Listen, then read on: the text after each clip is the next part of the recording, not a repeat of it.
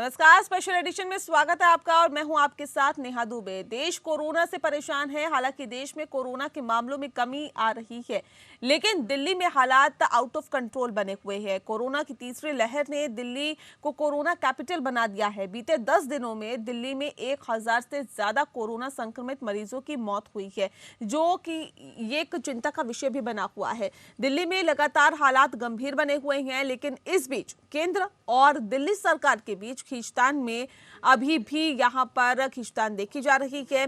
केंद्र सरकार ने सर्वोच्च अदालत में हलफनामा देकर कोरोना के बढ़ते मामलों के लिए दिल्ली सरकार को जिम्मेदार ठहराया, तो पलटवार करते हुए आम आदमी पार्टी ने इस हलफनामे को दुर्भावनापूर्ण और तथ्यों से बिल्कुल परे बताया। साथ ही केंद्र पर निशाना भी साधा। केंद्र सरकार केजरीवाल सरकार पर जिम्मेवारी नहीं निभाने का आरोप लगा रही है, तो वहीं दिल्ली सरकार केंद्र पर सहयोग नहीं करने का आरोप लगा रही है। इस बीच दिल्ली की जनता की सांसें अटकी हुई है। ऐसे में सवाल यही कि जब कोरोना से मिलकर लड़ने की जरूरत है, तो क्या केंद्र सरकार और दिल्ली सरकार राजनीति में उलझी हुई है? कोरोना संकट से जब दिल्ली पूरी तरह से परेशान है, तो ऐसे वक्त में आखिर सियासी जंग क्यों? रिपोर्ट देखिए। दिल्ली में कोरोना से हाहाकार मचा हुआ है। कोरोना की तीसरी लहर ने दिल्ली को कोरोना कैपिटल बना दिया है। स्वास्थ्य विभाग द्वारा जारी आंकड़ों के मुताबिक दिल्ली में बीते 24 घंटों में 5482 नए मामले सामने आए हैं, जबकि 98 मरीजों की मौत हो गई है। बीते 10 दिनों में दिल्ली में 1000 से ज्यादा कोरोना संक्रमित मरीजों की मौत हुई है, जो कि एक चिंताजनक आंकड़ा है। हालांकि नवंबर के महीने में कोरोना की तीसरी लहर से जूझ रही और रिकॉर्ड तोड़ मामले देख चुकी देश की राजधानी दिल्ली के स्वास्थ्य मंत्री सत्येंद्र जैन संक्रमण दर में गिरावट का दावा कर रहे हैं। 5482 पॉजिटिव केस पाए गए। पॉजिटिविटी 8.51% थी। दिल्ली में 7 नवंबर को जो टोटल पॉजिटिविटी रेट था वो 15.26 यानी 15% से भी ज़्यादा था, जो अब आधे से भी कम रह गया है। पॉजिटिविटी रेट पिछले 2 हफ्ते 3 हफ्ते के अंदर आधे से भी कम रह गया है। ये थोड़ा संतोष की बात है। और हॉस्पिटल्स में जो हमारे बेड्स की ऑक्यूपेंसी है, अब वो 50% से कम है, मतलब 50% से ज़्यादा बेड अवेलेबल हैं। आईसीयू बेड्स भी 1200 से ज़्यादा अवेलेबल हैं और टोटल ओवरऑल बेड्स जो हमारे पास 9500 के करीब बेड अवेलेबल हैं इस टाइम पर, तो इसलिए थोड़ी सी कंफर्टेबल सिचुएशन है। दिल्ली के स्वास्थ्य मंत्री भले ही आंकड़ों में दिल्ली की स्थिति को बेहतर दिखा रहे हैं, लेकिन दिल्ली में कोरोना की बिगड़ती स्थिति को लेकर फिर से सियासत गरमा गई है। केंद्र सरकार ने सर्वोच्च अदालत में हलफनामा देकर कोरोना के बढ़ते मामलों के लिए दिल्ली सरकार को जिम्मेदार ठहराया, तो पलटवार करते हुए आम आदमी पार्टी ने इस हलफनामे को दुर्भाग्यपूर्ण भावना से प्रेरित और तथ्यों से बिल्कुल परे बताया। साथ ही केंद्र पर निशाना भी साधा। दरअसल शुक्रवार को सुप्रीम कोर्ट में जस्टिस अशोक भूषण की पीठ के समक्ष दायर हलफनामे में केंद्र ने कहा था कि तमाम चेतावनियों के बावजूद दिल्ली सरकार ने महामारी की रोकथाम के प्रभावी कदम नहीं उठाए। दिल्ली सरकार ने डेंगू की रोकथाम समेत तमाम विज्ञापन दिए, लेकिन कोविड के बारे में एक विज्ञापन नहीं आया। केंद्र सरकार ने हलफनामे में कहा कि दिल्ली सरकार को मालूम था कि जाड़े की शुरुआत, त्योहारों के सीजन और प्रदूषण के कारण मामलों में बढ़ोतरी हो सकती है। इसके बावजूद रोकथाम में कोई कदम नहीं उठाए गए। केंद्र के मुताबिक उच्चाधिकार समिति ने दिल्ली सरकार को चेताया था। नीति आयोग की अध्यक्षता में बनी इस समिति ने राज्य सरकार से कहा था कि 15,000 केस प्रतिदिन आने के लिए तैयार रहें, 6,500 आईसीयू बेड तैयार रखें, लेकिन इस सिफारिश पर दिल्ली सरकार ने कोई भी कार्रवाई नहीं की। बेड की संख्या केवल 3500 तक सीमित रखी। इससे दिल्ली में स्वास्थ्य ढांचे पर अचानक दबाव बढ़ गया। सुप्रीम कोर्ट में केंद्र सरकार के इस दोषारोपण से दिल्ली सरकार आग बबूला हो गई है। केजरीवाल सरकार ने केंद्र के इस हलफनामे को बेहद ही दुर्भाग्यपूर्ण और तथ्यों से परे बताया। आम आदमी पार्टी ने सीधा हमला बोलते हुए कहा कि हमें उम्मीद है कि केंद्र सरकार दोषारोपण के खेल की बजाय दिल्ली वालों के लिए कुछ ठोस करेगी। महामारी के समय जब राज्यों के साथ सहयोग से काम करने की जरूरत है, ऐसे में सरकार गलत तथ्य पेश कर रही है। कोरोना मुद्दे पर अदालत और अदालत से बाहर भी केंद्र और दिल्ली सरकार में तू-तू मैं जारी है। केंद्र सरकार केजरीवाल सरकार पर जिम्मेदारी नहीं निभाने का आरोप लगा रही है, तो वहीं दिल्ली सरकार केंद्र सरकार पर सहयोग नहीं करने का आरोप लगा रही है। इस बीच दिल्ली की जनता की सांसें अटकी हुई हैं। ऐसे में सवाल यही है कि जब कोरोना से मिलकर लड़ने की जरूरत है, तो क्या केंद्र सरकार और दिल्ली सरकार राजनीति में उलझी हुई है? कोरोना संकट से जब दिल्ली बुरी तरह से परेशान है, तो ऐसे वक्त में सियासी जंग क्यों? Bureau report. जी हाँ, तो दिल्ली की जनता कोरोना से त्राहिमाम कर रही है, लेकिन राजनीतिक पार्टियां सिर्फ और सिर्फ राजनीति करने से यहां पर बात नहीं आती हुई दिखाई दे रही है। केंद्र सरकार केजरीवाल सरकार पर जिम्मेदारी नहीं निभाने का आरोप लगा रही है, तो वहीं दिल्ली की सरकार केंद्र पर सहयोग नहीं करने का आरोप लगा रही है। इस बीच दिल्ली की जनता की सांसें अटकी हुई है और ऐसे में सवाल यही कि जब कोरोना से मिलकर लड़ने की जरूरत है, तो क्या केंद्र सरकार और दिल्ली सरकार राजनीति में उलझी हुई है? कोरोना संकट से जब दिल्ली बुरी तरह से परेशान है, तो क्या ऐसे वक्त में सियासी जंग जरूरी है क्या? आखिर क्यों ये सियासी जंग अभी भी जारी है? इस पे आज हम तफसील से चर्चा करेंगे। हमारे साथ खास मेहमान मौजूद है, उनसे आपका तारुफ करा देते हैं। आनंद साहू जी हमारे साथ जुड़ गए हैं, नेता हैं भाजपा के। सचिन भल्ला जी हमारे साथ जुड़ गए हैं, राजनीतिक विश्लेषक हैं। डॉक्टर स्वाति माहेश्वरी जी हमारे साथ जुड़ गई हैं, मेडिसिन एक्सपर्ट हैं। आप सभी का बहुत स्वागत है हमारे खास कार्यक्रम स्पेशल एडिशन में। सबसे पहला सवाल मेरा यहाँ पर डॉक्टर स्वाति माहेश्वरी, सवाल इस बात को लेकर है कि कोरोना की किस तरह की स्थिति है फिलहाल राजधानी दिल्ली में, ये इससे सभी वाकिफ है। लगातार जो मामले हैं वो बढ़ते जा रहे हैं, कहीं से भी दिल्ली में मामलों में गिरावट नहीं नजर आ रही है। और ऐसे में जब मामले बढ़ रहे हैं तो सरकार के इंतजामात पर भी सवाल खड़े हो रहे हैं। कैसे इसे आप देखती हैं और क्या स्थिति अभी आप फिलहाल ग्राउंड पर देख पा रही हैं?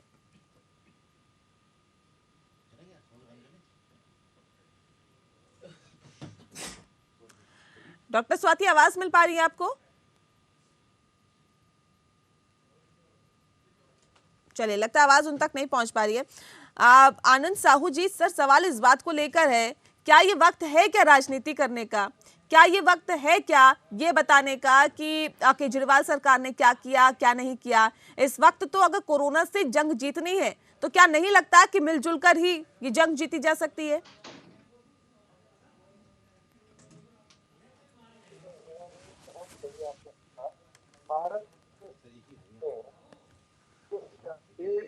लगभग मुझे लगता है कई वर्षों से केजरीवाल जी शासन कर रहे हैं और जहां जहां भी देश भर के अन्य राज्यों में अलग अलग पार्टी की सरकारें हैं, वहां केंद्र सरकार और राज्य सरकार दोनों अपना अपना जो एडवाइजरी है उसके आधार पर और केंद्र सरकार ने जो जो सुविधाएं चाहिए वो सारी सुविधाएं देने के बाद राज्य सरकारें अपनी कार्य योजना बना करके इस बीमारी से निपटने के लिए गंभीरता से जुटे हुए हैं और पूरे देश में इस बीमारी से लड़ाई जारी है। महायुद्ध में कोई राज्य को केंद्र सरकार से शिकायत नहीं है, केवल दिल्ली को शिकायत इसलिए रहती है। सबको मालूम है दिल्ली सरकार को जब भी कोई काम करना पड़ता है, खास करके अरविंद केजरीवाल जी को, तो वो काम कम बातें ज्यादा और झूठ ज्यादा फैलाते हैं और एडवर्टाइजमेंट के नाम पर, वो विज्ञापन के नाम पर लगातार, आपको मालूम है, लाखों जो लोगों को इस तरह से 1 रुपया का इलाज देते हैं और हजारों रुपया का एडवर्टाइजमेंट देते हैं। और ये जो काम है उसको सबको मालूम है, दिल्ली की हालत खराब है। उसको देखते हुए देश के आदरणीय गृह मंत्री श्री अमित शाह जी, प्रधानमंत्री जी के हस्तक्षेप के बाद लगातार वो कई बार इस विषय पे, चाहे वो बेड बनाना हो, चाहे अभी मोबाइल वैन जो कोविड टेस्ट के लिए जो उपलब्ध कराई गई है उसको तेजी से इम्प्लीमेंट करने की बात हो, वो सारा कार्य हो रहा है। और चाहे दिल्ली पुलिस की तमाम व्यवस्था, इसको राज्य सरकार। ठीक है सचिन भल्ला जी, ये जो आनंद साहू जी आरोप लगा रहे हैं सर, ऐसा पहली मर्तबा नहीं है कि बीजेपी नेताओं की तरफ से। सर ठीक है आनंद जी मैं समझ गई सर आप क्या कहना चाह रहे हैं। पुलिस वाले मर गए, हाँ और एमसीडी के ठीक है, कर्मचारी भी मर गए, हाँ, और कितना काम कर रहे, उसके बाद भी ये जो आदमी है इसका केवल ढिंढोरा और झूठ फैलाने में इतना माहिर है, इतना गलत कनीन इंसान ठीक है। ठीक है आनंद जी, मैंने जीवन में ऐसा कनीन इंसान दुनिया में नहीं देखा। ठीक वो आदमी, वो अपना मुंह में कुछ होता है, दिमाग में कुछ होता है, हमेशा ठीक है आनंद साहू जी, मैं लौटूंगी आपके पास। सचिन भल्ला जी, सवाल इस बात को लेकर है जिस बात का जिक्र अभी आनंद साहू जी कर रहे हैं। ऐसा कोई पहली मर्तबा नहीं है जब बीजेपी के नेताओं की तरफ से इस तरह के आरोप लगाए गए हो कि जब आपको कोरोना के मद्देनजर तैयारियों को और ज्यादा पुख्ता करना चाहिए था, तब तो आप एडवर्टीजमेंट करने के अंदर व्यस्त थे। इस तरह के आरोप कोई पहली बार नहीं लगाए गए। क्या वाकई आपको लगता है कि जब इंतजामात को पुख्ता करना चाहिए था तब विज्ञापनों में बिजी थी केजरीवाल सरकार? देखिए, मुझे सबसे पहले तो आनंद साहू जी को मुझे लगता है कि इनको कोई पर्सनल उनसे केजरीवाल जी से गुस्सा है, जो बार बार केजरीवाल जी का नाम लेते हैं। तो दूसरी बात ये है कि पिछले 6 साल में दिल्ली में दूसरी बार सत्ता में आने के बाद अरविंद केजरीवाल जी जब आ रहे हैं तो 100% वोट लेके आ रहे हैं, तो कहीं ना कहीं अच्छे काम किए हैं तो दोबारा आए हैं वो। तीसरी बात ये है कि इनको मैं एक बात बोलना चाह रहा हूँ कि दिल्ली सरकार है जिसने सबसे पहले फ्री ऑक्सीजन दिल्ली में दिए और हिमाचल तक लोगों को चाहिए। इन्होंने कोरोना ऐप चालू की, पैसे का खर्चा नहीं होता। कोरोना दिल्ली में दिल्ली सरकार एक ऐसी है जिसने कोरोना ऐप चालू की। तीसरी बात, 1 लाख टेस्ट वो दिल्ली सरकार है। तकलीफ क्यों होता मैं है? ये कह रहा हूँ क्योंकि ये एक नंबर झूठा इंसान, गिरगिट की तरह रंग बदलने वाला, इलाज और काम धोखेबाजी ज्यादा, नहीं, एक एक करके देखिए, फिर बात रखिए। ठीक है आनंद साहू जी, मैं लौटूंगी सर आपके पास, आपको पूरा मौका दूंगी कि आप अपनी बातों को बेहतर तरीके से जनता तक पहुंचाएं। नेहा जी ये बताइए, इनसे पूछे कि देश के तमाम राज्यों को बोलो, मैं साहू जी के बीच में नहीं बोला और मैं इनके बीच में बोला तो उनको बोलने नहीं दूंगा। मैं ये कह रहा हूँ कि पहले मेरी बात खत्म होने दो। ये देखिए, ये कोई नेता और ये किसी अभिनेता का खेल नहीं चल रहा कि कोरोना है तो बीजेपी वालों को नहीं होगी, कांग्रेस वालों को होगी या आम आदमी वालों को होगी। ये हर जन को, हर बच्चे को, हर नहीं, लेकिन आम आदमी पार्टी की तरफ से सर सरकार है 6 साल से। एक सेकंड सचिन भल्ला जी, देखिए नहीं सचिन भल्ला जी मेरी सवाल सुन लीजिए सर, इधर उधर मत भटकिए ना, डिबेट को भटकाइए। सवाल इस बात को लेकर है जितनी पुख्ता तैयारी और राज्यों में है या राजधानी में होनी चाहिए थी, क्या वैसा है क्या कोरोना के मद्देनजर? मैं वही तो कह रहा हूँ, अभी भी आज 10,000 बेड दिल्ली में खाली है। इनसे पूछो यूपी में कितने खाली हैं और जहाँ इनकी एनडीए सर वो तो खाली रखिए ना आप। सचिन भल्ला जी, जब कोरोना के पेशेंट को आप अस्पतालों में भर्ती ही नहीं करेंगे तो क्या नहीं लगता है कि वो 10,000 बेड खाली ही रहेंगे? उनको तो आप घर में क्वारंटीन कर रहे हैं। जिसको दिल्ली सरकार ने मना किया हो कि आप एडमिट ना हो, ये तो आप एक लाछन लगा रहे हैं। 10,000 बेड लोगों को दिखाने के लिए थोड़ा दिल्ली सरकार ने बना रखी है। तीसरी बात ये, मैं एक बात कहना चाहता हूँ कि जब बिहार में बुखार था, ठीक है देखिए इसे राजनीतिक मुद्दा मत बनाइए सर, ये राजनीतिक मुद्दा नहीं है और ना मैं आप लोगों से गुजारिश भी यहाँ पे मैं ये करूंगी कि इसे राजनीतिक मुद्दा ना बनाती हूँ, इस पे राजनीतिक रोटियां ना सेके। डॉक्टर स्वाति मालीवाल जी, माहेश्वरी जी माफ कीजिएगा, डॉक्टर स्वाति माहेश्वरी, सवाल इस बात को लेकर है जिस बात का जिक्र अभी हम कर रहे हैं, वाकई आपको लगता है कि अस्पतालों में इतने पुख्ता इंतजामात हैं जिसका दावा लगातार केजरीवाल सरकार की तरफ से किया जा रहा है? लगातार मामलों में इजाफा हो रहा है, लेकिन क्या पुख्ता इंतजामात है क्या अस्पतालों में?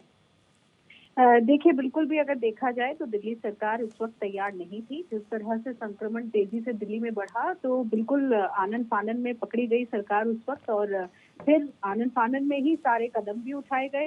अगर चाहती तो दिल्ली सरकार पहले से उन चीजों के लिए तैयार हो सकती थी, क्योंकि एक्सपर्ट्स भी बार बार ये बात बोल रहे थे कि नवंबर दिसंबर के महीने में, देखिए आप जानते हैं कि दिवाली किस समय होती है, आप जानते हैं कि दिल्ली में प्रदूषण किस समय होता है, आप जानते हैं कि एक्सपर्ट्स कह रहे हैं कि नवंबर दिसंबर में जो है बढ़ने वाला है कोरोना का संक्रमण। तो फिर क्यों नहीं दिल्ली सरकार ने पहले से तैयारियां करी? तो पहले से उन्हें तैयारियां करने की बहुत ज्यादा जरूरत थी। वही जहां ये बेड्स की बात करते हैं, वही ये भी जानना जरूरी है कि केवल बेड्स की संख्या गिनाने से कुछ नहीं होगा। उन बेड्स पर कितनी सुविधाएं हैं, क्या वहाँ ऑक्सीजन की फैसिलिटी है, कितने बेड्स पर आपके वेंटिलेटर्स की सुविधा आपने दे रखी है, ये सब चीजें भी जानना जरूरी है। क्योंकि आज भी अगर आप जमीनी हकीकत देखें तो लोग गवर्नमेंट हॉस्पिटल नहीं जाना चाहते, लोग प्राइवेट हॉस्पिटलों की तरफ ही भागते हैं, क्योंकि उन्हें मालूम है कि गवर्नमेंट हॉस्पिटल में उन्हें सुविधाएं उतनी अच्छी नहीं मिलेंगी। और जब जान पर बात आती है तो हर कोई अच्छी जगह ही जाना चाहता है, इसलिए लोग प्राइवेट अस्पतालों की तरफ भागते हैं और वो पूरे हो जाते हैं। और फिर आप देखते हैं कि किस तरह की मारामारी दिल्ली में दिखने को मिली। इसलिए गवर्नमेंट को बहुत जरूरी है कि जो उनके गवर्नमेंट हॉस्पिटल्स हैं उनकी सेवाओं को इतना सुधार करें कि लोगों का उस पर विश्वास आए, लोग गवर्नमेंट हॉस्पिटल लोगों का तो छोड़िए मैम, सबसे पहले तो नेताओं का खुद का विश्वास उस पर बने, तभी तो आगे कहीं ना कहीं चीजें बेहतर होगी, लोगों का विश्वास उस पर बन पाएगा। लेकिन एक सवाल इस बात को लेकर है सचिन भल्ला जी, ठीक है मैम मैं आपके पास लौटूंगी। सचिन भल्ला जी, जिस बात का जिक्र डॉक्टर स्वाति कर रही हैं, इनका कहना है कि बेडों की संख्या गिनाने से सर कुछ नहीं होगा, बेडों की संख्या गिनाने से क्या समस्या का समाधान हो जाएगा? वहां पर सुविधाएं कितनी हैं, वहां पर डॉक्टर्स कितने हैं, वहां पर और जो इक्विपमेंट्स चाहिए होते हैं वो है या नहीं है, ऑक्सीजन की व्यवस्था है या नहीं है, वहां पे आप डॉक्टर्स को वहां पे जो मरीज आ रहे हैं उनको एडमिट कर रहे हैं या नहीं कर रहे हैं, उनका प्रॉपर टेस्ट हो रहा है, चेकअप हो रहा है या नहीं हो रहा है, क्या इन सब चीजों से कोई इत्तेफाक नहीं रखती सरकार? देखिए, मैं स्वाति जी की बात को एक मुझे बड़ी अच्छी इनकी बात लगी कि जो भी मरीज जाता है वो अच्छी फैसिलिटी चाहता है कि उसको गवर्नमेंट हॉस्पिटल से कम लगाव है या यकीन है, और उसके बाद वो प्राइवेट की तरफ रुख करता है। पहली बात। दूसरी बात, इन्होंने बोला कि उसमें सुविधाएं है कि नहीं है। ये 9500 जो बेड गिनाए जा रहे हैं दिल्ली सरकार की तरफ से, वो एक तरह के आईसीयू बेड है। मैं इनको क्लियर करता हूँ, ये 9500 जो है कोविड पेशेंट के लिए स्पेशल बने हुए हैं, इसमें हर चीज की सुविधा है। लेकिन मैं इनकी बात को एक तरह से सहमत भी हूँ कि हर आदमी जिसके पास आज की डेट में लोगों ने इंश्योरेंस करा रखी है, आज की डेट में हर आदमी कहता है कि मैं बीमारी में अच्छे हॉस्पिटल में जाऊं, तो थोड़ा सा गवर्नमेंट, ये दिल्ली में नहीं है पूरे इंडिया में जो मरीज का रुख है वो प्राइवेट हॉस्पिटल जाने में इंटरेस्ट रखता है, वो गवर्नमेंट में नहीं जाता। उसको थोड़ा सा डर है कि वहाँ उसकी वो काम सर जाता है ना, सर जाता है, गरीब इंसान जाता है, जिसके पास पैसा होता है वो गवर्नमेंट हॉस्पिटल में नहीं जाता। सत्येंद्र जैन को कोरोना हुआ तो वो कौन से हॉस्पिटल में गए सर? अरविंद केजरीवाल को कोरोना हुआ है, वो कौन से हॉस्पिटल में गए सर? ये मुझे बता दीजिए, क्या सरकारी हॉस्पिटल्स पर विश्वास जताया क्या? अगर नहीं तो क्यों? मैं वो भी बात कर रहा हूँ कि जिसमें केजरीवाल जी का, आप उनको कह रहे हैं सत्येंद्र जैन जी का मैक्स हॉस्पिटल में गए, तो वहां पे भी गवर्नमेंट अंडरटेकिंग में, वहां पे भी एक गरीबी रेखा के लिए अलग से बेड की इंतजाम है। ये स्वाति जी को भी पता है कि हर प्राइवेट हॉस्पिटल में हाँ जी उसके लिए भी अवेलेबल होता है। ठीक है, डॉक्टर स्वाति कुछ कहना चाह रही है सर, सुन लेते हैं। देखिए, ये जिस बात ये कर रहे हैं कि प्राइवेट हॉस्पिटल्स में भी गरीब तबके के लिए बेड रहता है, वो बहुत मामूली संख्या है। उस संख्या के ऊपर आप बिल्कुल भी ये करके नहीं बैठ सकते हैं कि इस संख्या के बिना पर हम जो है गरीबों का इलाज प्राइवेट हॉस्पिटल में कर लेंगे। और दूसरा, आपका नेहा सवाल बहुत वाजिब है। अगर दिल्ली के हेल्थ मिनिस्टर को कोरोना होता है, अगर दिल्ली के डिप्टी चीफ मिनिस्टर को कोरोना होता है और वो मैक्स की तरफ जाते हैं, मैक्स में उनका इलाज होता है, तो जनता क्यों नहीं वहीं जाना चाहेगी? अगर आप वहां जा रहे हैं, अगर आप ये दिखाई नहीं रहे कि हमारे गवर्नमेंट हॉस्पिटल्स में इतनी क्षमता है कि वो हमें ठीक कर सके, अगर आप खुद वहां जा रहे हैं तो आप खुद क्या एग्जाम्पल सेट कर रहे हैं? तो जनता भी वहीं जाती है, जनता भी ये बात समझती है कि कहाँ पर सुविधाएं अच्छी हैं, कहाँ अच्छी नहीं है। तो क्यों नहीं सरकार इस चीज की पहल चलाती, क्यों नहीं सरकार ये कोशिशें करती कि उनकी जो गवर्नमेंट हॉस्पिटल्स है उनकी सुविधाएं इतनी अच्छी हो कि लोग वहां जाना पसंद करें, लोग वहां जाएं, लोगों को विश्वास हो कि हम यहाँ जा रहे हैं तो हम यहाँ से ठीक होकर के वापस बाहर आएंगे, हमें यहाँ पर दिक्कतें नहीं होंगी। जिस तरह का विश्वास प्राइवेट हॉस्पिटल पे लोगों को है, क्यों नहीं गवर्नमेंट हॉस्पिटल पर आप लोगों का विश्वास लाने का, जीतने की कोशिश करते? तो ये कोशिश करनी बहुत जरूरी है। बिल्कुल, ये तो वही स्थिति हो गई डॉक्टर स्वाति कि गवर्नमेंट हॉस्पिटल अच्छे हैं लेकिन अपना इलाज वहां पर नहीं करवाना, गवर्नमेंट स्कूल्स अच्छे हैं लेकिन अपने बच्चों को वहां नहीं पढ़ाना, गवर्नमेंट का सब चीजें अच्छी है, सारी फैसिलिटीज गवर्नमेंट दे रही है, लेकिन अपने परिवार के लिए गवर्नमेंट का कुछ भी इस्तेमाल नहीं करना, लेकिन बड़े बड़े बंगले इस्तेमाल करने हैं, जिसमें अपना फायदा हो वो सब चीजें इस्तेमाल करनी है। ठीक है, दिल्ली में कोरोना संक्रमित मरीजों की संख्या लगातार बढ़ती जा रही है, जो अपने आप में चिंता का विषय बनी हुई है, और ऐसे में यहाँ पर दरअसल सरकार के तमाम इंतजामों की भी यहाँ पर पोल खुलती हुई नजर आ रही है, और साथ ही साथ जिस तरह से एक दूसरे पर आरोप प्रत्यारोप लगाया जा रहा है, उससे ये भी तय हो रहा है कि राजनीतिक पार्टियों से जनता का कोई सरोकार नहीं है। सिर्फ और सिर्फ इस मुद्दे पर भी राजनीतिक रोटियां सेकी जा रही है और एक दूसरे पर आरोप लगाए जा रहे हैं, एक दूसरे पर सियासी गेंद फेंकी जा रही है। खास मेहमान लगातार हमारे साथ मौजूद है। आनंद साहू जी, ब्रेक पे जाने से पहले सर, हम जिस बात का जिक्र कर रहे थे या डिबेट में जिस बात का जिक्र हो रहा था, ऐसा नहीं है कि आम आदमी पार्टी के नेता ही प्राइवेट हॉस्पिटल्स में जाकर कोरोना का इलाज करा रहे हैं सर।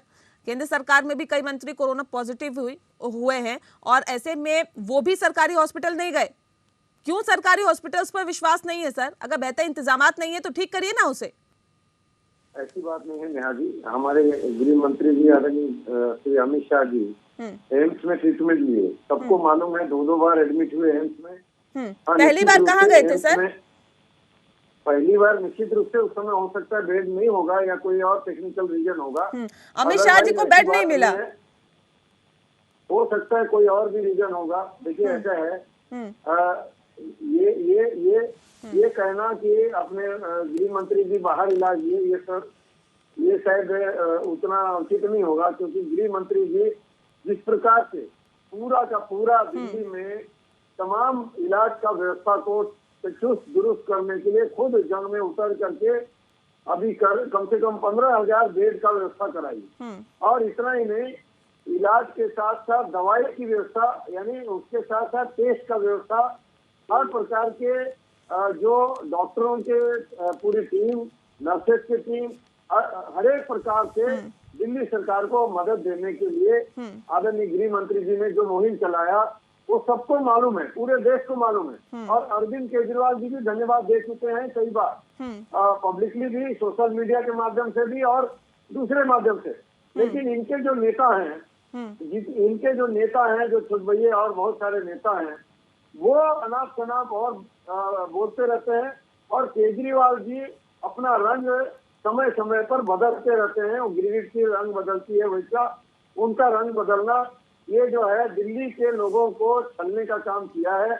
अगर आप देखेंगे तो दिल्ली में ये जो अभी हो रहा है ट्रीटमेंट का व्यवस्था सारा, वो दिल्ली में केजरीवाल जी भी कर सकते थे। बहुत सारी संख्या ऐसे हैं जिनको टेस्ट नहीं हुआ और वो लोग कैरियर बन गए। अगर उनका टेस्ट सही टाइम से हुआ होता, जिस प्रकार से अन्य राज्यों में, आप योगी आदित्यनाथ जी को देखिए जो उत्तर प्रदेश के, उन्होंने टेस्ट का कैसा व्यवस्था किया। अन्य राज्यों में देखिए, मध्य प्रदेश में देखिए, मैं कहता हूँ, और आपके कर्नाटक में देखिए, जो एडवाइजरी केंद्र सरकार ने जारी किया उसको तो पालन किया ही।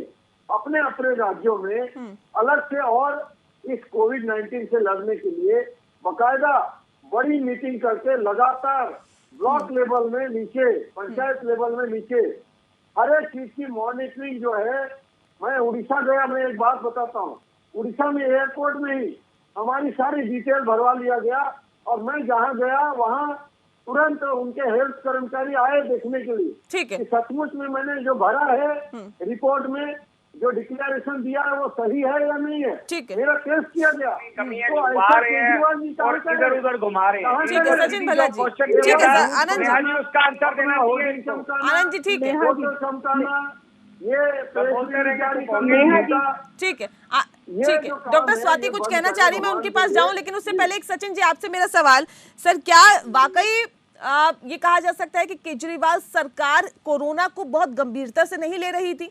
अगर ले रही होती तो शायद बेहतर इंतजामात किए जाते। आज भी सरकारी हॉस्पिटल्स में बेहतर इंतजामात नहीं है, जिसका जिक्र लगातार किया जा रहा है। अभी देखिए, दिन रात केजरीवाल सरकार इस चीज में लगी हुई है, और आने वाले में जो अभी जो जल्दी से इसकी गुड न्यूज आएगी, जो टीकाकरण होगा, उसके लिए भी तैयारी इन्होंने शुरू की हुई है। और अभी फिलहाल इन्होंने एक दिल्ली सरकार में हर अपने विधानसभा में एक कैंप लगा रखा है, जिसमें corona test free of cost किया जा रहा है। तो मेरा मानना ये है कि, और मुझे जो पता लगा है अपने सूत्रों से, तो केजरीवाल सरकार इंडिया में सबसे पहले दिल्ली में टीकाकरण करने के लिए अपने फंड को लेके गंभीरता से इस पर विचार कर रही है। अभी ये बार बार बोलते रहेंगे, इनको ये पूछो, एक भी इनको सीट नहीं है दिल्ली में, तो कोई ना कोई अच्छा। सचिन जी एक सेकंड, देखो ऐसे नहीं, एक एक करके बात रखिए। डॉक्टर स्वाति कुछ कहना चाह रही हैं, सुन लेते हैं। देखिए, मैं आनंद साहू जी से भी ये बात बोलना चाहूंगी कि पीठ थपथपाने से कुछ नहीं होने वाला है। जब तक आप अपनी इस प्रवृत्ति को बदलेंगे नहीं कि जहाँ कमियां हैं आप उनको भी पीठ थपथपाकर ढकने की अगर कोशिश करेंगे तो आप देखिए, अभी गवर्नमेंट हॉस्पिटल की बात हो रही है। गवर्नमेंट हॉस्पिटल केवल दिल्ली में नहीं है, गवर्नमेंट हॉस्पिटल पूरे भारत में। आनंद साहू जी सुन लीजिए सर, वो किसी राजनीतिक पार्टी से नहीं है, डॉक्टर हैं, जमीनी स्तर पर काम करती हैं, इसलिए बता रही हैं आपको।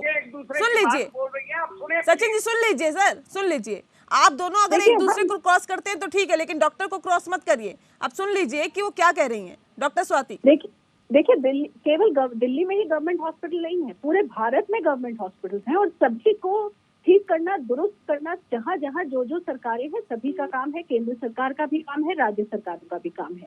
तो जब भी इस तरह की कोई परेशानी आती है, कोई चीज आती है, तो आप लोग जब हमेशा पीठ थपथपाने लगते हैं और जो असली बात होती है, मुद्दा होता है, उसके पीछे खिसका भी। बिल्कुल। इसी वजह से आज तक ये चीजें ठीक नहीं हो पाई और इसमें पिसता कौन है? आम जनता पिसती है।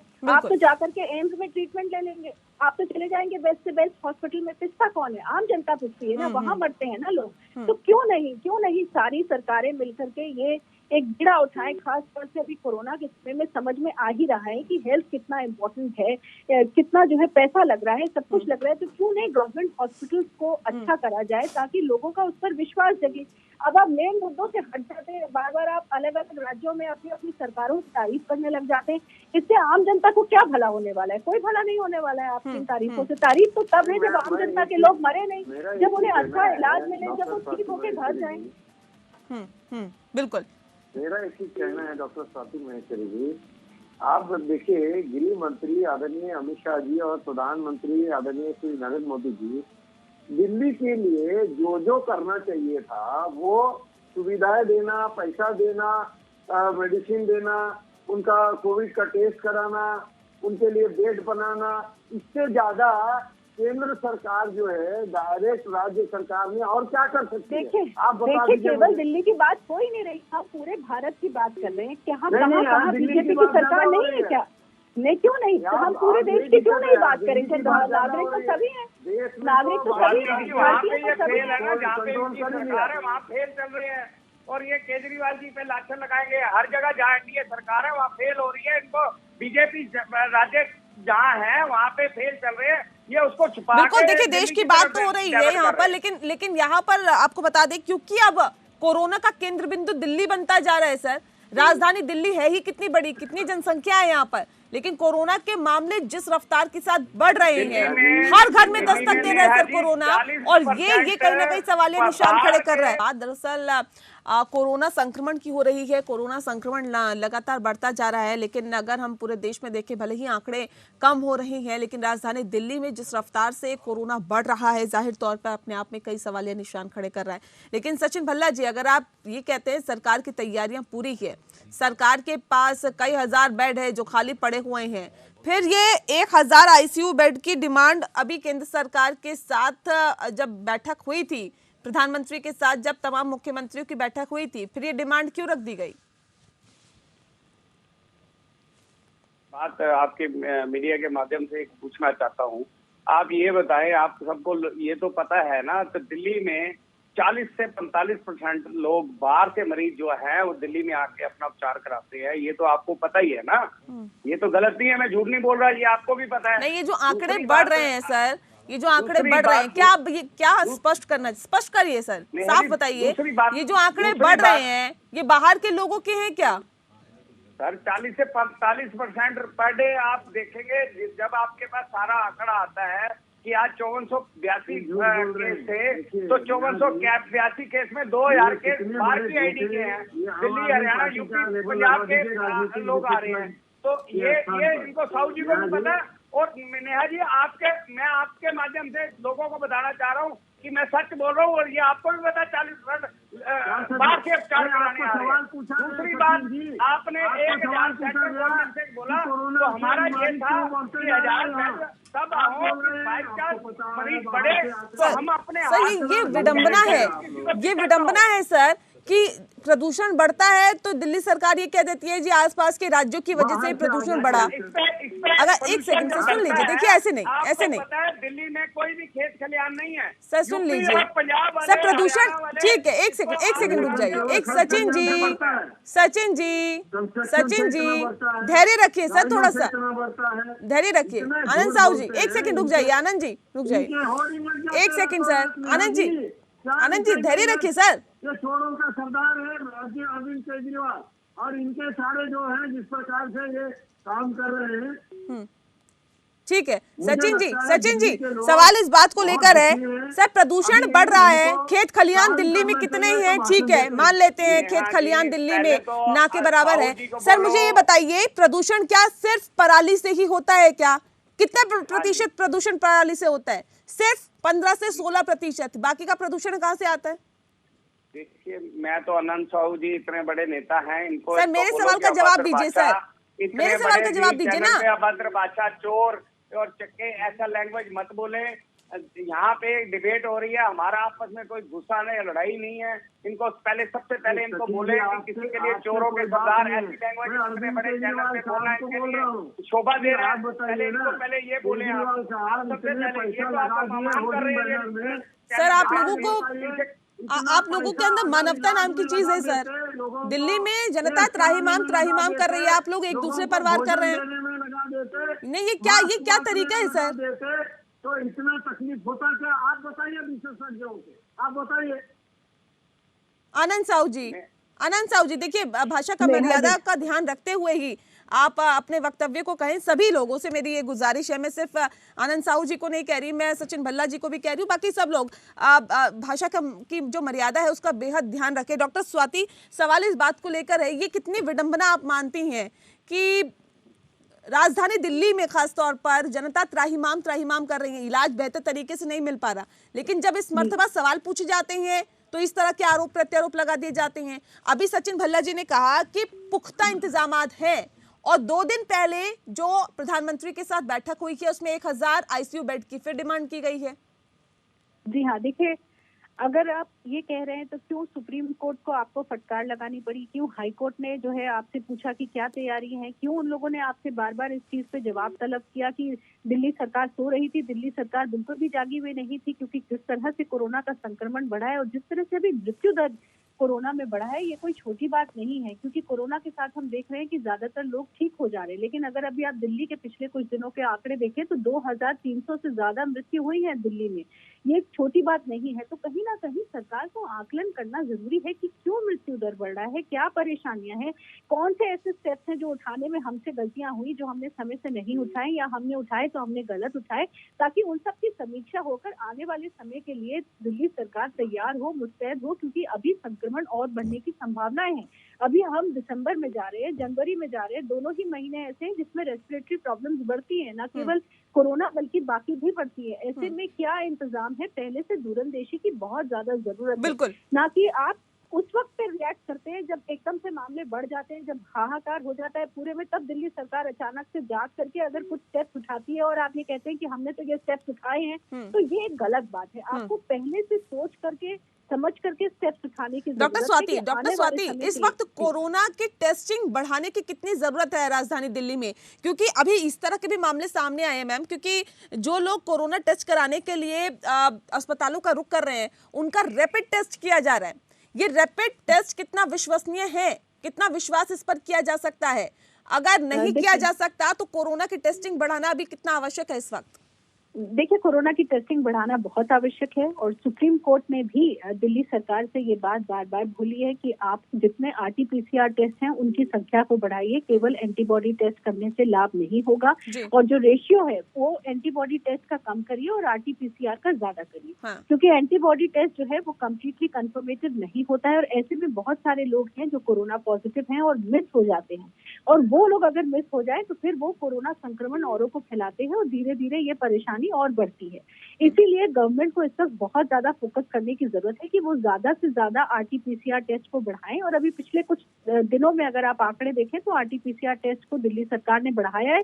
लेकिन दुख की बात यही है कि ये सब चीजें तभी बढ़ाई हैं जब बिल्कुल संकट सर के ऊपर आकर के खड़ा हो चुका था। जब बार बार हाईकोर्ट और सुप्रीम कोर्ट ने आपको ये बात बोली तब आपने आरटीपीसीआर टेस्ट बढ़ाई, लेकिन पहले से नहीं बढ़ाया था। पहले से आरटीपीसीआर और टेस्ट को नहीं बढ़ाया। डॉक्टर महेश्वरी जी बताएं। ये केंद्र सरकार ने मुहैया करवाया है। ये दिल्ली सरकार कुछ भी सर ये वक्त है क्या क्रेडिट देना और क्रेडिट लेने का?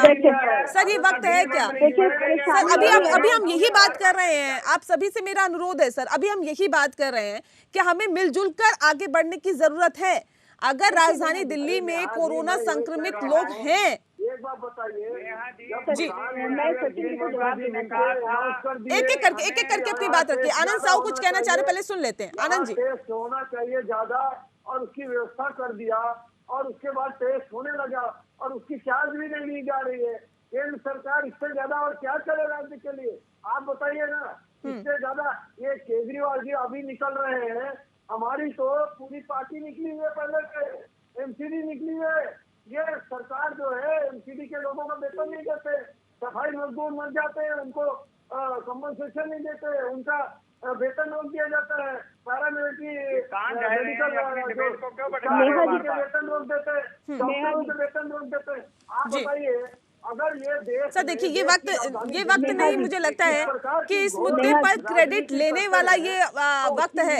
यहाँ पर तो मिलजुल कर आगे बढ़ने की जरूरत है सर। अगर कोरोना को हराना है तो ये कोई एक व्यक्ति का काम नहीं है। डॉक्टर स्वाति कुछ कहना चाह रही है, सुन लेते हैं एक बार फिर से। जी हाँ बिल्कुल। देखिए मैं सचिन जी को जवाब देना चाहूंगी। जब गवर्नमेंट सरकार चाहती है तब वोकल हो जाती है। जब आपका मन करता है तब आप सार्वजनिक होकर बोल देते हैं कि हमें केंद्र सरकार से ये मदद चाहिए, हमारे को ये चाहिए वो चाहिए। तो जब आपके पास आरटीपीसीआर टेस्ट कम हो रहे थे तब आप क्यों चुपचाप बैठे हुए थे? क्यों आपने तब सरकार से मांग नहीं करी? क्यों आप वोकल नहीं हुए उस समय? क्यों नहीं आपने बोला कि हमारे प्रदेश में बढ़ रहा है संक्रमण, हमें आरटीपीसीआर टेस्ट की जरूरत है? तो आप मांगिए। अब आप कह रहे हैं, जब आप देख रहे हैं कि इतना ज्यादा संक्रमण बढ़ गया है तो आपने केंद्र सरकार के ऊपर ठीकरा फोड़ दिया कि हमारे पास तो आरटीपीसीआर की किट ही नहीं है। जब आपका मन करता है तब आप टीवी पर आकर के बोल देते हैं कि हमें केंद्र सरकार से ये मदद चाहिए। तो तब क्यों नहीं बोल पाए आप बोलने से क्या फायदा है? देखिए बहुत गंभीर विषय है और जाहिर तौर पे देखिए इसमें ना क्रेडिट लेना चाहिए ना देना चाहिए, बल्कि इस पर तो हम सभी को आगे बढ़कर कहीं ना कहीं समस्या से निकलने की जरूरत है। कि मामले किस कदर राजधानी में लगातार बढ़ते जा रही हैं, इसका जिक्र लगातार आज जो किया जा रहा है। खास मेहमान लगातार हमारे साथ मौजूद है, लेकिन सवाल इस बात को लेकर कि क्या पुख्ता इंतजामात राजधानी दिल्ली में है, क्यों आखिर पुख्ता इंतजामात नहीं किए गए, क्यों आखिर इस तरह से मामलों में लगातार इजाफा हो रहा है, क्यों राजधानी की दिल्ली की जनता को वो सुविधाएं नहीं मिल पा रही है जिसकी वो हकदार है। सवाल ऐसे में बहुत खड़े होते हैं, लेकिन आखिर कोरोना से निजात कब तक मिलेगी, ये भी एक बहुत अहम बड़ा और यहाँ पर सवाल बन जाता है। सचिन भल्ला जी, जिस बात का जिक्र अभी डॉक्टर स्वाति कर रही थी, उनका कहना था कि वक्त रहते क्यों नहीं पहले ये केंद्र सरकार से डिमांड की गई। अब ये कहा जा रहा है कि जिस तरह से आरटीपीसीआर जो टेस्ट है उसको बढ़ाने की बात की गई, इसकी मांग की गई और अब बढ़ाया भी गया है। अब ये कहा गया कि 1000 आईसीयू बेड हमें चाहिए जिससे कि जो कोरोना पेशेंट है उनकी मृत्यु दर ना ज़्यादा बढ़े, इसलिए हमें जो आईसीयू बेड चाहिए। क्या वाकई आपको लगता है कि वक्त पर अगर डिमांड की गई होती तो आज ये आलम नहीं होता? देखिए ये 1000 और हम तब ये थर्ड स्टेज चल रही है तो कहीं बढ़ ना जाए, इसलिए पहले इसको हम इसका हमने बोला कि 1000 बेड और चाहिए। 9500 बेड मैं पहले भी बोल चुका हूँ, आज सुंदर जैन जी ने भी बोला। 9500 बेड अभी दिल्ली सरकार के पास, दिल्ली गवर्नमेंट अंडरटेकिंग हॉस्पिटलों के अंदर 9500 बेड अभी भी खाली हैं। 1000 बेड अब और लेने के लिए सभी कह रहे हैं। और आपने देखा ही है किसान का वो जो स्ट्राइक दिल्ली में हुई है उसके कारण भी हो सकता है कि कोरोना और बढ़े। कम से कम 10,000 लोग दिल्ली के बॉर्डरों पे बैठे हुए हैं, इससे कोरोना दिल्ली में और बढ़ेगा। मैं ये कहना चाहता हूँ कि हमें सबको मिलकर करना चाहिए। पहले अपने गिरेबान में जाके इसको सिस्टमेटिक चलना चाहिए कि एक दूसरे से सोशल डिस्टेंस, हम एक दूसरे पे लाछन ना लगाएं, हमें सोशल डिस्टेंस करना चाहिए और इन चीजों का प्रोटोकॉल के अंदर रहना चाहिए। बिल्कुल, अपनी तो भूमिका इसमें अहम हो ही जाती है, लेकिन सरकार की तैयारियां कितनी है ये भी यहाँ पर जानने वाली बात हो जाती है। अंकित कुमार सिन्हा जी हमारे साथ जुड़ गए हैं। डॉक्टर अंकित, बहुत स्वागत है आपका। डॉक्टर अंकित, जमीनी स्तर पर किस तरह की अभी फिलहाल चुनौतियां आप लोगों को मिल रही है कोरोना पेशेंट्स को ठीक करने के लिए? क्या जरूरी इक्विपमेंट्स आपको मिल पा रहे हैं? क्या डॉक्टर्स को जिन जिन चीजों की जरूरत होती है वो सभी इंतजामात डॉक्टर्स के लिए है क्या?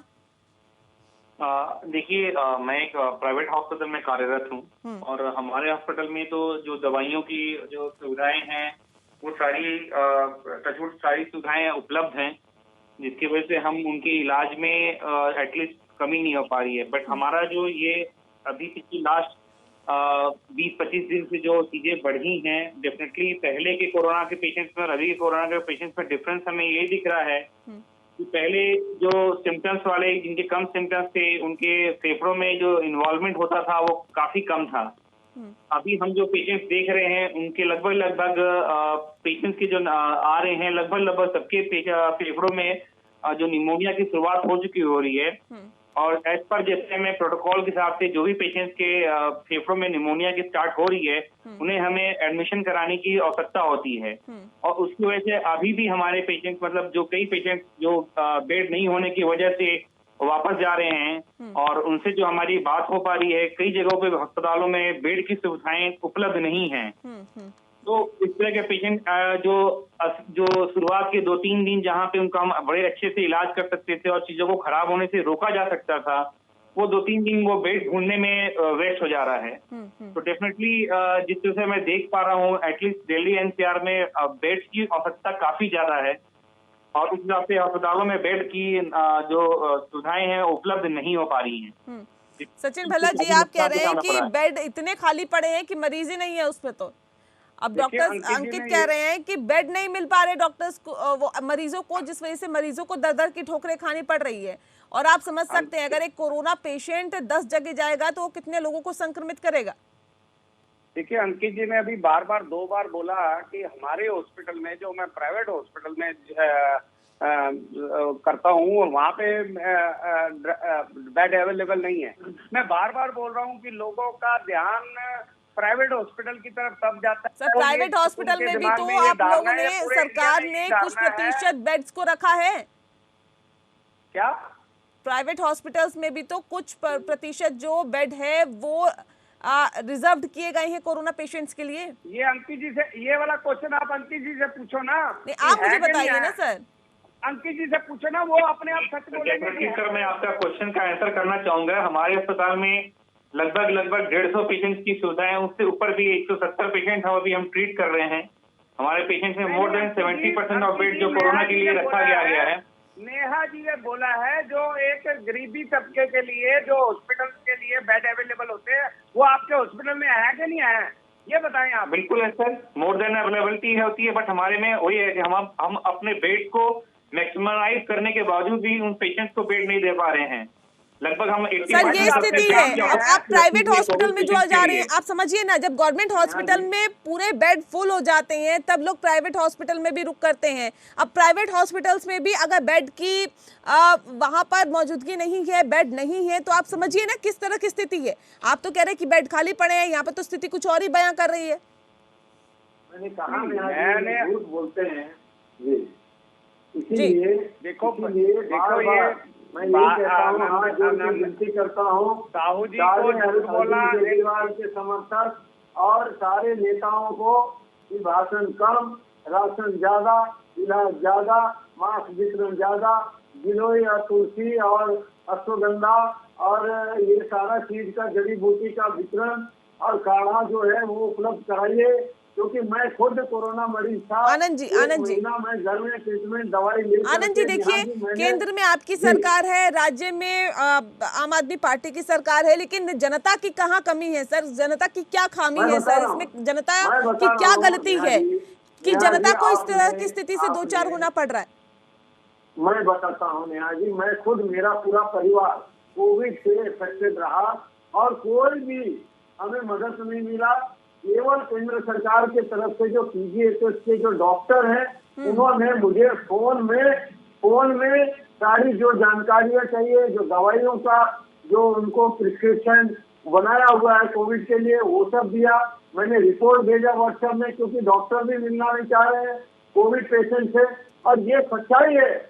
और इसीलिए इस प्रकार का जो बात करना आम आदमी के नेताओं द्वारा और ये सब करना मुझे बिल्कुल ठीक नहीं लगता है। मैं किसी को बोलना भी नहीं चाहता हूँ। सर, जब आपको इतनी दिक्कतों का सामना करना पड़ा आनंद जी, तो आम इंसान का आप अंदाजा लगा सकते हैं कि किस तरह की दिक्कतें आम इंसान को हो रही होगी। नेहा जी, बहुत जरूरी बात बता रहा हूँ नेहा जी, एक सबसे बड़ी जरूरी बात, कोई भी मरीज हो, मैं उनको कहता हूँ अगर सरकार उनके पास पैसा नहीं है तो उनको स्टीमर दे दीजिए। स्टीम लेने के लिए कम से कम 4 बार स्टीम लेना जरूरी है।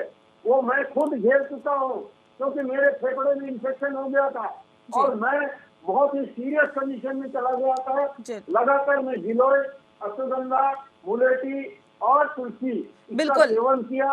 उसके साथ साथ जो डॉक्टरों ने दवाई लिखी थी उसको पूरा बकायदा मैंने उसका पालन किया। और साथ में सांस की जो एक्सरसाइज है, जैसे सांस फुला के ऐसे छाती फुला के रोकना और ये धीरे धीरे छोड़ना, ये मैं करता रहा। और थोड़ी सी जहाँ चलिए आनंद जी, उम्मीद करते हैं जैसे आप ठीक हुए, बाकी भी जो पेशेंट है, मरीज है, वो भी जल्दी ही ठीक होंगे। बहरहाल बहुत शुक्रिया आप सभी का हमारे साथ इस खास चर्चा में शामिल होने के लिए। लेकिन यहाँ पे जाहिर तौर पे सबसे महत्वपूर्ण सवाल यही हो जाता है कि जब इस तरह की महामारी है, वैश्विक महामारी है, उस पर कम से कम राजनीति नहीं करनी चाहिए, एक दूसरे पर जिम्मेदारी नहीं डालनी चाहिए, बल्कि सभी को मिलकर इस समस्या से निकलने की जरूरत है। इसी के साथ स्पेशल एडिशन में इतना ही। नमस्कार।